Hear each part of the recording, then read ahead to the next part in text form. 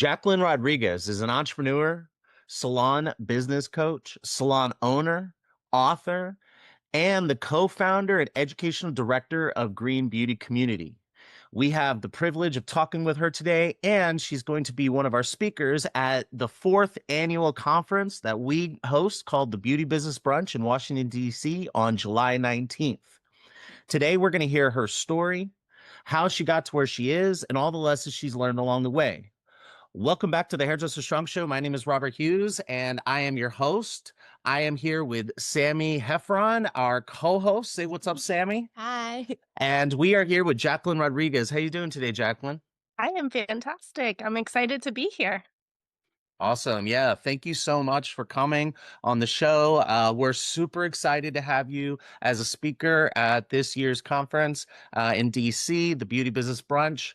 And what I'm excited about for today. Okay, so everybody listening and watching, we met Jacquelyn Steve. through Steve Reese, who connected us to, is it your partner or co-founder? The founder of Green Beauty Community. Excuse Yeah.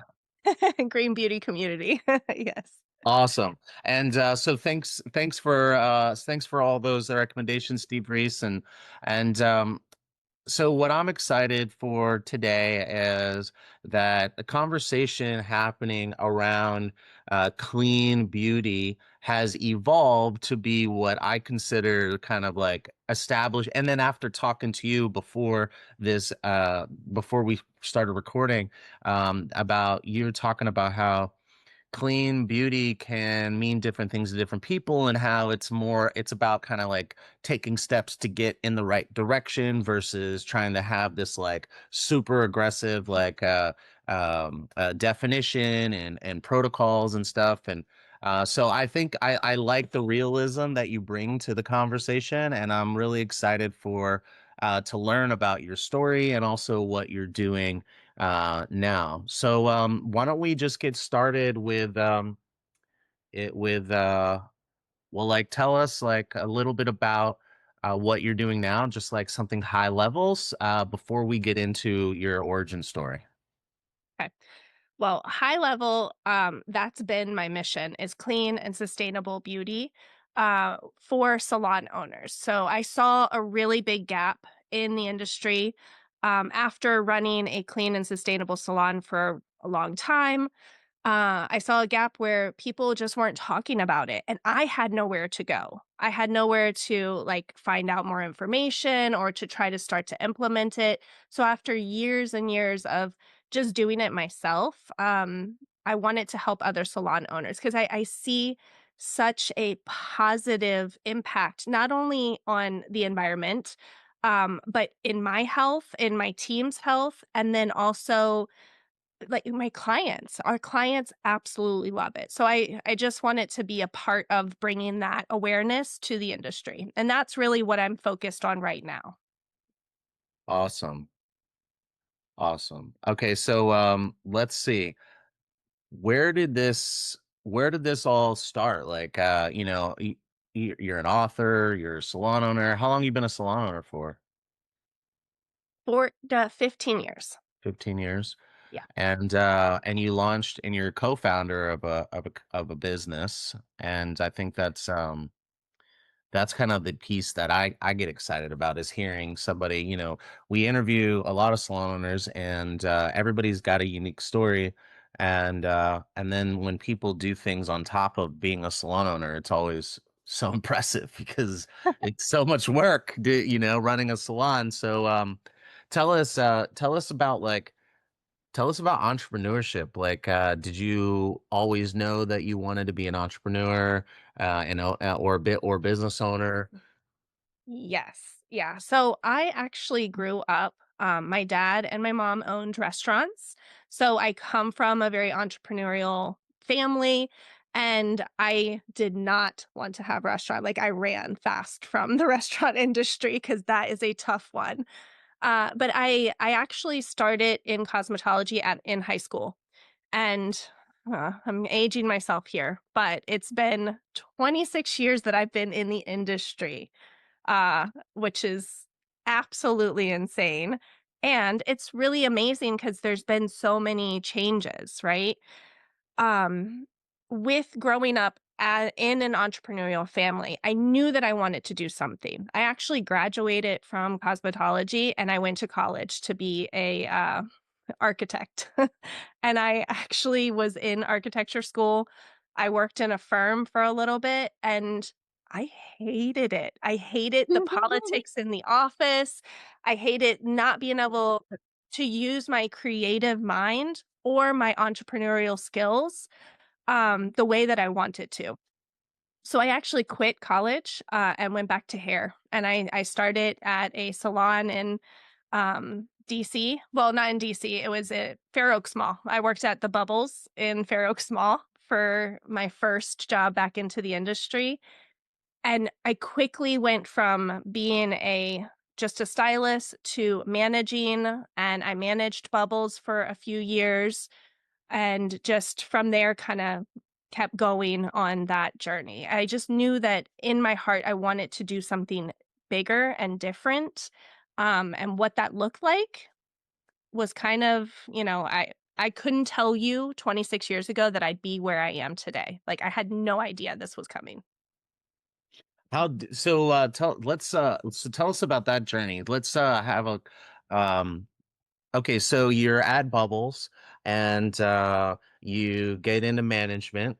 So is that kind of where did you learn the business side of stuff by being in a restaurant family, or what did you really learn the business stuff in that position as manager?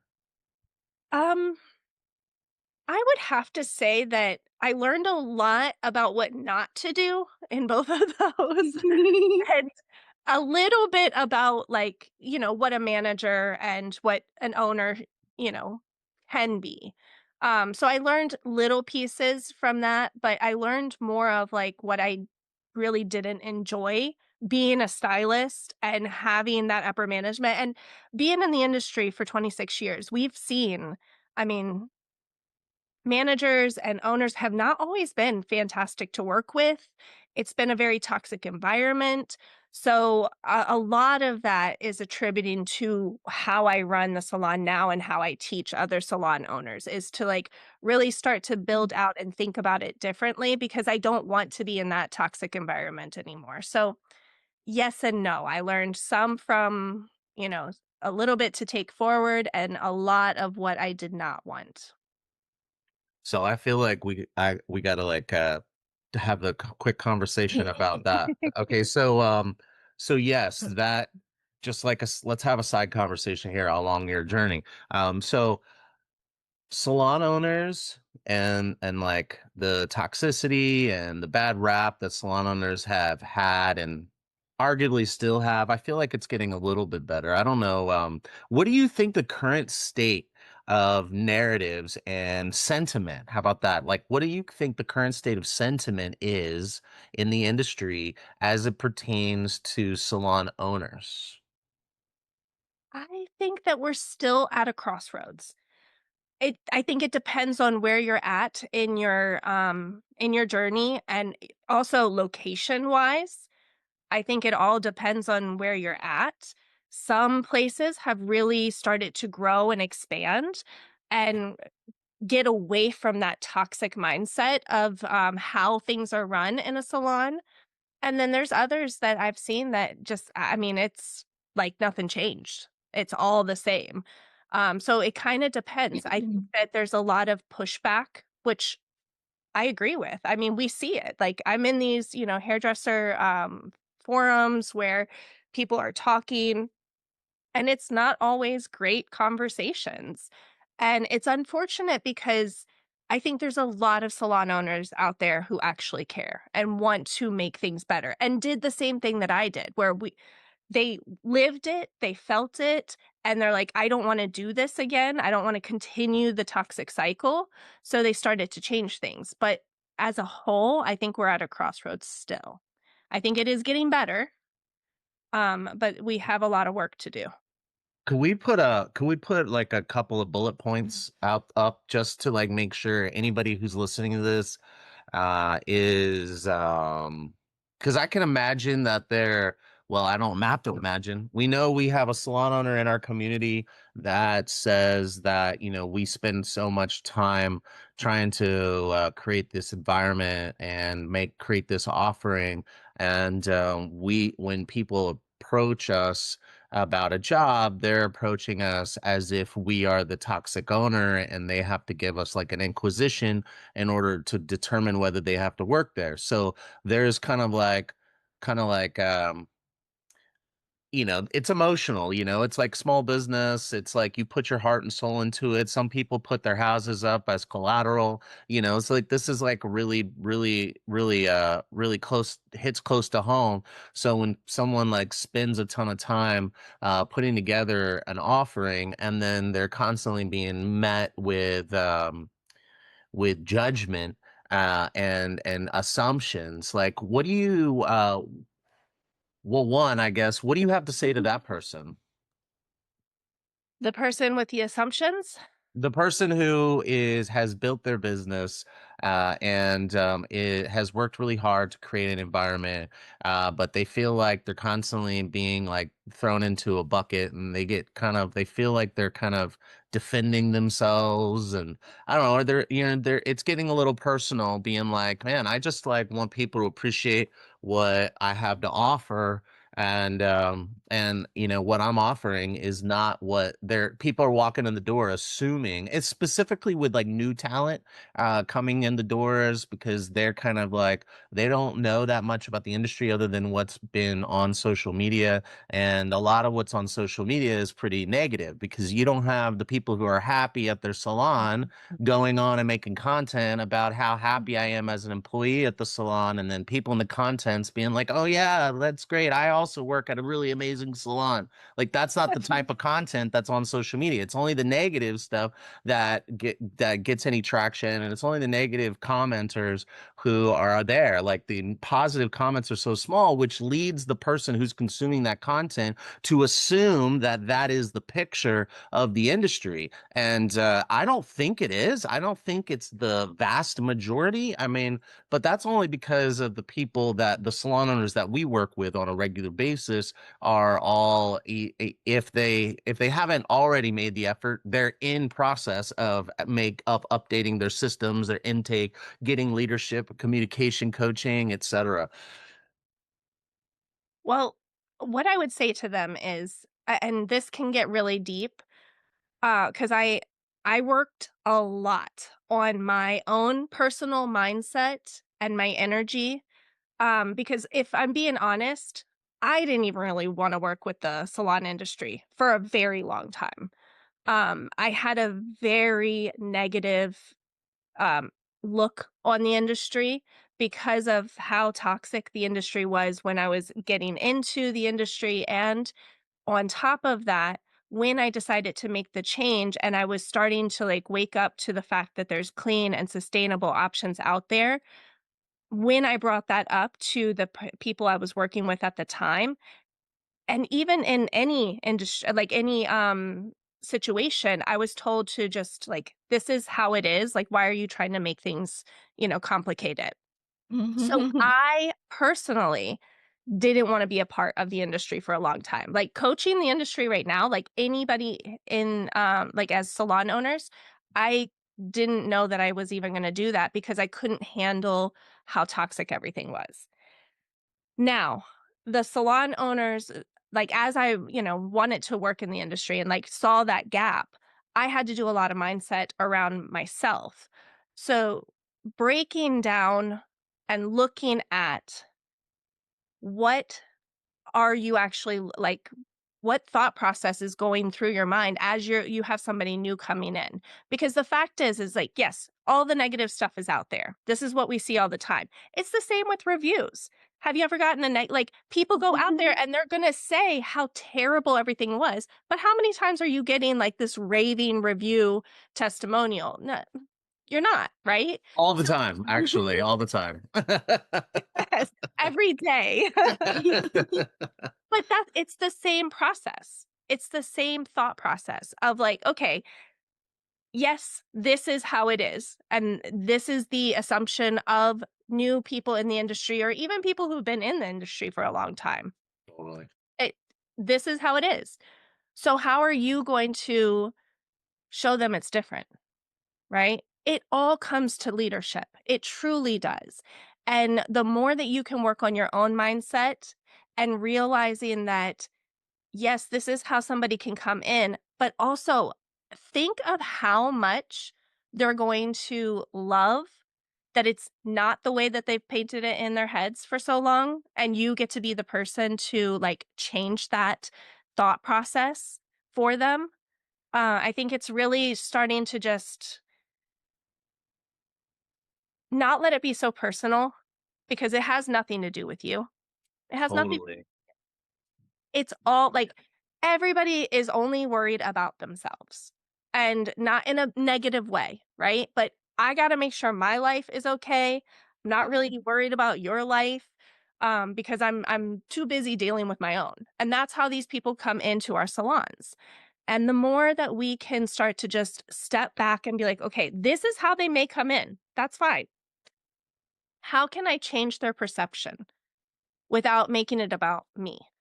Um, and I've been in that situation. I've had that exact thought process. And my team has been with me a long time. They're amazing. And sometimes I'm like, they don't appreciate what I'm doing. It has nothing to do with them. They're busy. They're doing their own thing. They're there. That day, it's I got in my own head and I don't feel appreciated. Why? What's going on there? So it's I mean, it is a long answer, but it really is starting to step more into that leadership. And that's a lot of what I do in the Conscious Leader program because I am a certified neuro coach. I do a lot of energy healing and meditation. So we work around a lot of different issues that come up because we're going to be faced with those things, period. And it's like, how do we start to look at it and shift the perspective and start to just stand in a little bit more of that leader position instead of victim mentality? Because it really is. It can get real dark real fast. Right. And then I feel like if you're taking it personally, then that could like to your point, like getting dark, like yeah, that could lead to you actually creating toxicity within your own business. So like that was so good. Okay, so I had a question. So that was great, by the way. Thank you for that. So how did your desire, because like you just touched on something, you were talking about wanting to bring clean beauty and how that puts you away from the industry. So that's a great segue back into your story about like how did your desire to bring the clean beauty into the salon impact your entrepreneurial journey? Like what did that is that did something spark there? You were like, I don't want to be part of it, but now here you are, tell us about that. Yeah. I was working in a really high-end salon. I was exhausted. I was working tons and I wasn't eat I was the typical, hairdresser schedule of like living off of coffee and, crackers as I'm like, mixing color bowls and just working too much. I didn't feel great. My kids were little and I personally was at home having little toddlers running around. I was cleaning up my environment. So I started getting rid of like a lot of toxic cleaners and I my kids were sleeping one night and I went down the rabbit hole of like getting rid of toxic cleaners. It just started with the cleaners because I wanted to make sure that they never got any like poisoning, right? So it started there. And after I opened that box of everything that came out of that, I mean, it was literally day and night. I couldn't unsee it. And I'm like, crap, now I got to clean all this up. And I started cleaning up my house. And then I started looking into like my makeup and things like that. Cause that whole thing, when I commit to something, I'm committed. I go all the way. And that's how it started. So then I noticed a difference of how I felt at home in a cleaner environment versus going into a salon, which is super toxic. And especially the salon I was at, it was when keratins were first coming out. Oh my gosh. I mean, keratins were happening like all day, every day. I could barely breathe in the salon. I'd leave with like a scratchy, itchy throat, coughing, and a headache. So I started to research the salon products of like, okay, what can we do? And that's when I started to bring it up to my team, my manager, asking questions. I'd ask when I went to hair shows and literally just get shut down Mhm. after shut down. So I was like, all right, well, I guess I'm just going to clean up my stuff at home. And I think the breaking point was I missed an event with one of my kids because I had to work and I couldn't get it changed. Um, and I was like, you know, what the hell am I doing this for? Like, I'm not here for my kids. I'm feeling sick. So I said that I needed to take a break. I took 3 months off and I was home with them. And like, I could not fathom going back to that place specifically. But then I started looking around like, well, maybe I can find another salon to work in. Nope, they were all the same at this time. So I was like, well, I guess I'm going to just do my own thing. And that's when I decided to go ahead and open my own salon. And at first, it was just a travel salon. I packed up my car, went to my client's house, unpacked everything, did their hair, packed it all back up, and started that way. I was doing a lot of weddings and bringing that type of thing, and then I got an opportunity to, be in the back of a photography studio and had my own little salon suite before salon suites were cool. And that's kinda how my whole journey started, being an entrepreneur because I didn't have another choice. I couldn't find another salon to work at that would even, play with the idea. It was immediate shutdown across the board. And then when I started researching my own products and what I could do, it was hard because there was not like, this was 16 years ago. There wasn't a lot of options. So when I tell you I was going through and testing shampoos and conditioners and looking for color, I was going through and testing a ton, and I'm like, "This I first off, if I found a clean one, it was usually like a very small indie brand, that didn't do everything that I needed for a salon, right? It would be great as long as you had virgin hair and didn't really wanna do anything to your hair at all, like, it was great. But if I did anything in the salon, there was no products, it was just very simplistic. So, a lot of testing and, you know, tears went into that process. And when I started to find products is like really the changing point where I was able to like make that big change, and it wasn't perfect or pretty at the beginning. So when you were doing like the travel stylist and like the photography studio kind of thing, were because like in my mind, like I never thought because I'm not a hairdresser, so like as the client, like anything toxic has never really crossed my mind until like recently. So like at that time were people even aware that I don't know, like clean not was like an option, but like was even a thing? Like were people asking about it?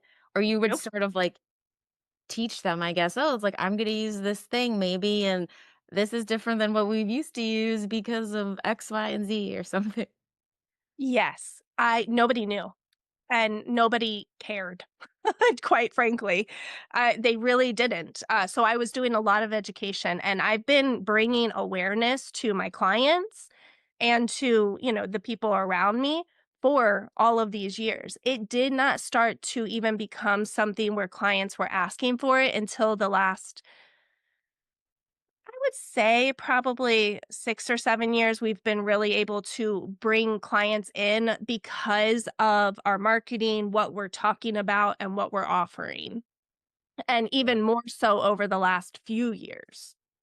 Yeah, I was doing some, like, social media content stuff for a salon in Ellicott City, And I would ask her too, like, because hers was more like clean, not like clean beauty, but like more organic and natural. I was like, are people like looking for that and that's why you did that? Or like, did you do it because you care about it and you thought people that also care about that would come? And she's like, well, actually, most people that come here don't even know that we do that or care about it. It's like, oh, that's interesting. So Yeah. yeah. That started to change because when I first started, that was not my marketing piece. Like, I was not even mentioning it as much until I was one-on-one with the client, and then I would tell them about what I was doing and why I was doing it. Because they're always asking us about our products, so that's when I would take the time to educate them and, raise the awareness. But I didn't start putting it into my marketing until later down the road. I've been in the space that I'm in right now 9 years, and it was a bigger space. I really had to, I really went off the deep end, just kinda blindly taking this, space over. So I had to, start to make a difference, and that's when I really started to put the messaging in to, what we were doing, like, on the website, on my social media, and everywhere else. Before that, it was only me talking to them behind the chair about it. Quick question. I have other questions, but I just something popped into my head. So, do you, what impacted? Well, let me different way to ask it. With context. So, I felt like there was right going into COVID, um,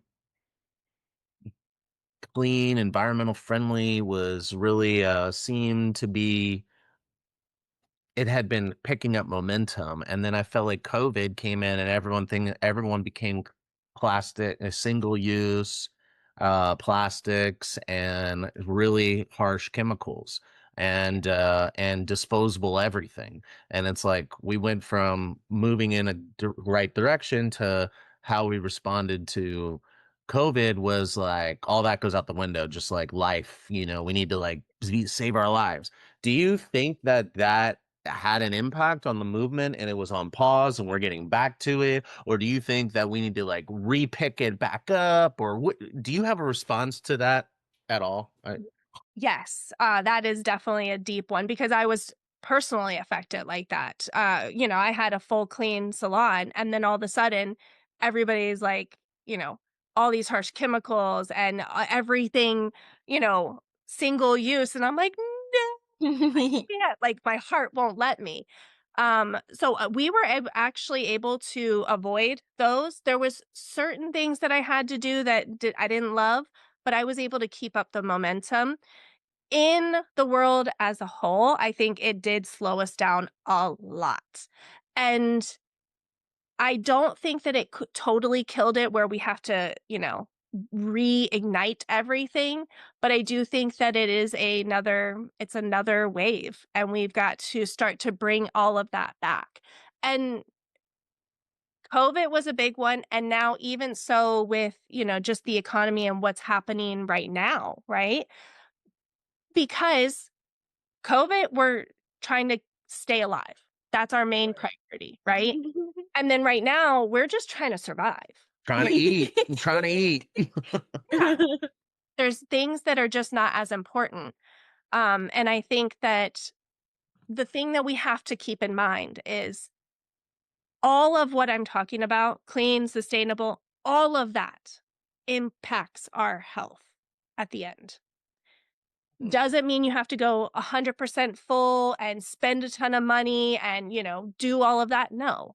Actually, you can save money by doing some of these things. But we do have to start to think about the end result. Like, what is the reasoning, right? And in my program, we talk a lot about reasoning. Like, I have built out a salon that I love, and I have certain things set up the way that I do because it's important to me. Yours is gonna be different.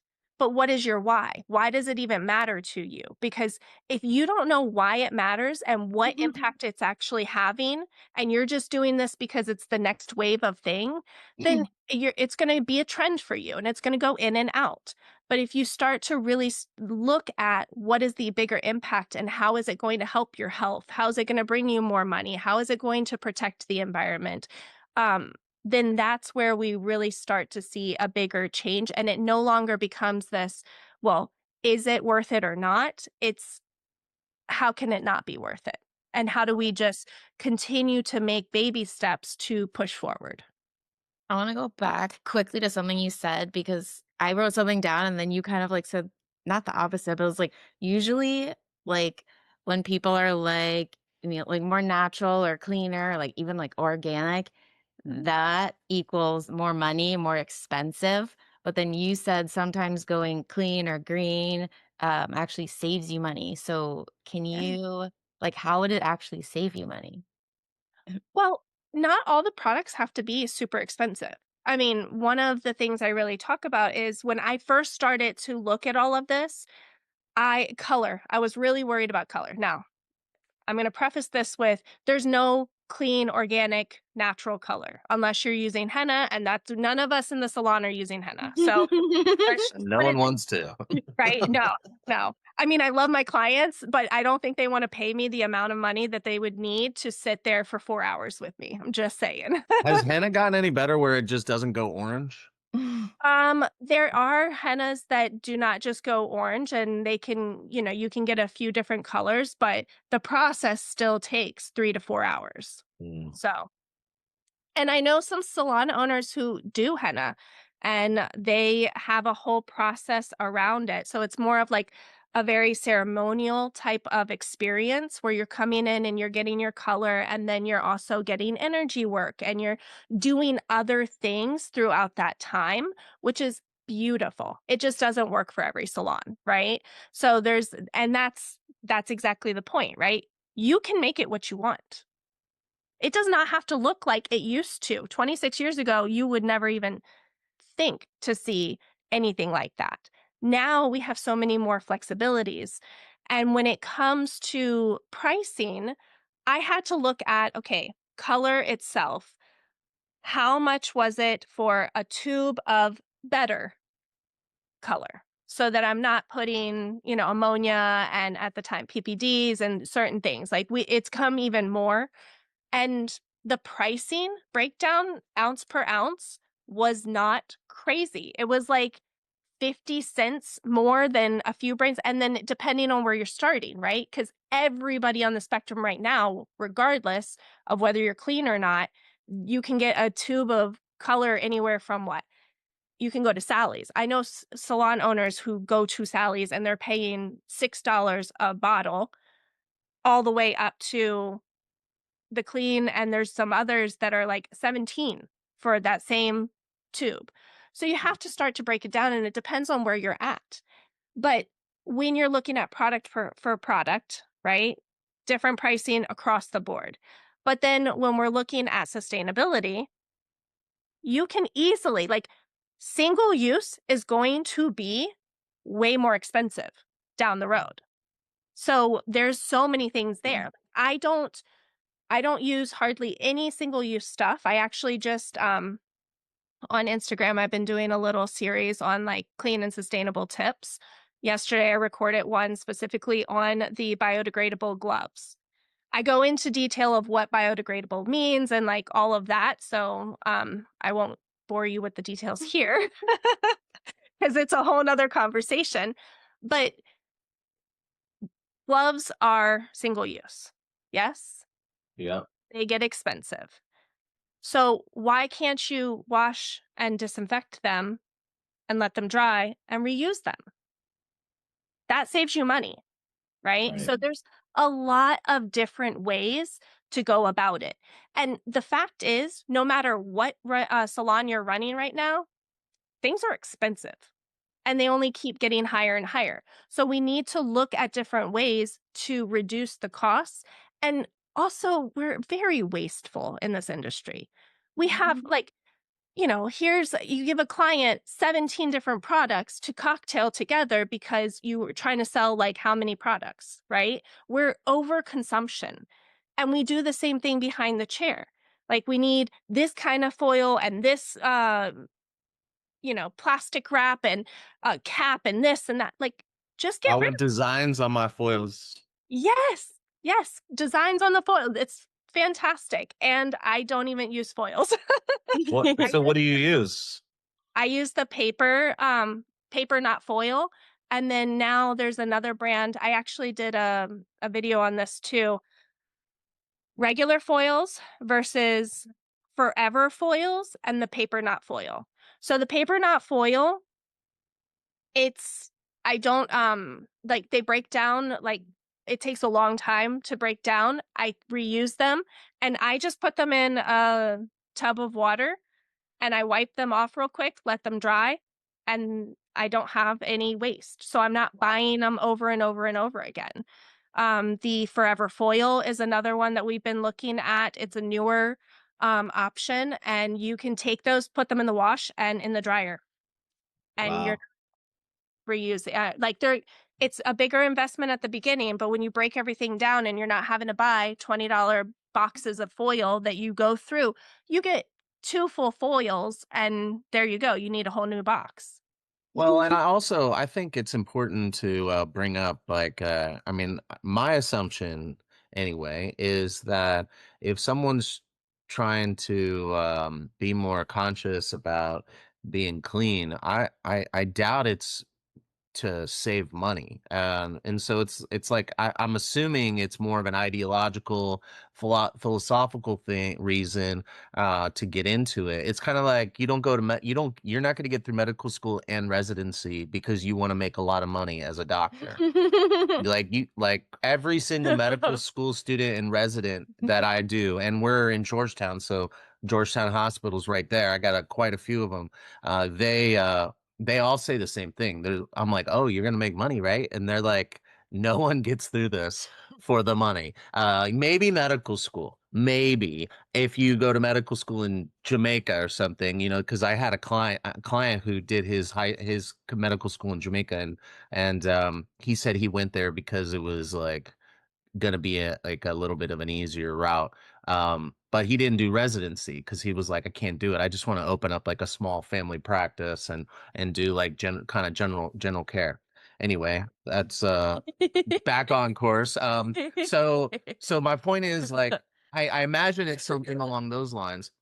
Um, and so for the person who's like, here's the other thing, like customers, I think customers want this. I don't know that customers will seek it out. Kind of, you were talking about it earlier a little bit, but like the ones that seek it out will want it, or definitely want it. But then also the ones that don't seek it out, that come to you because they got a recommendation or you're near where they work or near where they live, like the regular reasons why they end up in your chair. This could be like a retention boost for like an average person who might not really think about it, but they're probably going to tell somebody about it, especially that friend of theirs that likes the green stuff. So like if somebody is like wants to get into it, has started thinking about it, we've kind of alluded on to this, but I just kind of want to get it explicit. Like if someone wanted to ease in and they didn't want to like go down a rabbit hole, they want to make the change, but they want to do it in a slower process that they can consume because they're so busy running their own business and their own lives and their kids and their blah blah blah and families and maybe side projects, etc. And so they want to do this, but they don't want to necessarily sacrifice the time that it would take to like really go all in. Something that kind of popped into my head, and I don't know if you said it or if I thought it because of something you said, but you were talking about like cleaning products, how you started with cleaning products. Is that like a really easy way to like ease into going clean just by starting to replace cleaning products? Like, what are like the first handful of things that a person who wants to do the easiest thing possible to start their journey into this would you recommend? easiest way possible is taking either a cleaning product or just one product. One, go through your salon, pick one that's getting ready to be, done and you need to buy something new. Look at the ingredients. Really do some research. So when you go to buy the next thing, it is a little bit cleaner. Does it have to be 100%? No, because guess what? We're in the world of consumables. So every single time you're going to run out and you got to buy a new one. So you're just going to, every single time, even now, 16, 17 years later, whatever, I'm still looking, is there a better product out there for me for the next time I go to buy something? So the easiest thing you can do is just start with one product and test it out. You may Nice. like it, you may not. And then guess what? Next time you get to buy a different one and take a look at that. So whether it's cleaning products or a shampoo or a styling product, start to bring in small amounts. Like I just buy a tester kit, test it out, see if you like it or not, see what you do like and what you don't like. And then you can test out another product next time.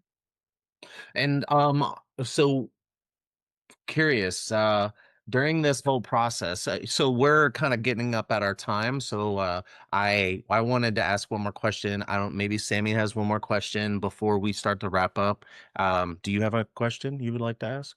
Just ask your question. Okay. So so my question is, at any point in time, did you ever consider or go through the process of launching your own product line? Oh, yeah. Yes. Yes, I did. I thought, because again, I am an entrepreneur at heart. So I have a million ideas any given moment. Any given moment. I will have so many different directions and I'm passionate about this. Like this is my true passion. So there's a lot of things that I'd love to open up a whole warehouse and have nothing but clean and sustainable stuff. And I also realize I just need to get this mission out right now. So I dead in its tracks because it takes a whole nother um I'd have to clone myself a few times to be able to get that done at this point.